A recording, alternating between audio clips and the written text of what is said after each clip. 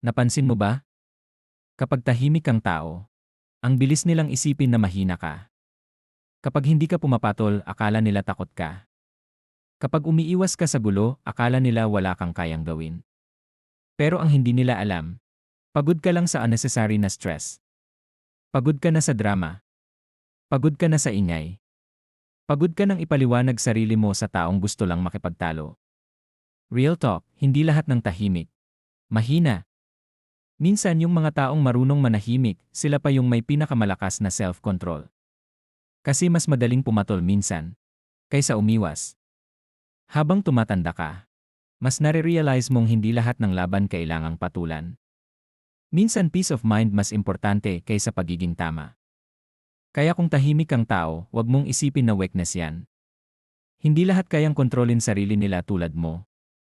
Sa mga tahimik na taong pinipiling umiwas sa gulo, saludo ako sa inyo.